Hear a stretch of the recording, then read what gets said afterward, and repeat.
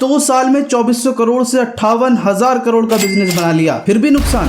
कहीं ये quick commerce वाले अपने साथ साथ आपको भी तो बर्बाद नहीं कर रहे। ये ऐप्स आजकल जरूरत से ज्यादा मजबूरी बन गए हैं। इनका वर्किंग मॉडल बहुत सिंपल है। 10-15 मिनट में रोजमर्रा का सामान आपके डोर स्टेप तक पहुंचाना। बिना घर से निकले जरूरत का सामान चंद मिनटों में आपके पास पहुंच जाता है, जिसके लिए इन्होंने जगह जगह डार्क स्टोर्स खोल रखे हैं। ज़ेप्टो के सिर्फ 10 से 12 शहरों में 250 से ज्यादा डार्क स्टोर्स हैं, ताकि 10 मिनट में डिलीवरी वाला वादा पूरा किया जा सके। कुछ ही सालों में क्विक कॉमर्स 2400 करोड़ से 58,000 करोड़ का मार्केट साइज हो गया है, और अनुमान यह है कि फ्यूचर में ये कुछ कंट्रीज की जीडीपी से भी बड़ा होने वाला है। अपनी इस नकली ग्रोथ के चलते इन्होंने पिछले कुछ सालों में 2 लाख से ज्यादा किराना स्टोर्स पर ताला लगवा दिया। चाइना और दूसरी कंट्रीज के मुकाबले इंडिया में कई गुना तेजी से फैलती ये मार्केट नुकसान में है।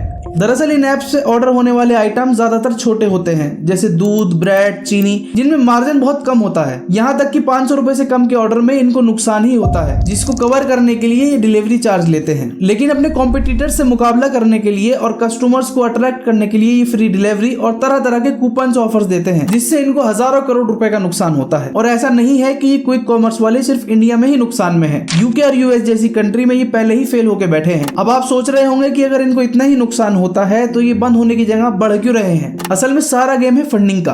बाहर के इन्वेस्टर्स इनको हजारों करोड़ रुपए की फंडिंग देते हैं ताकि मार्केट में ये अपनी जड़ें जमा सके।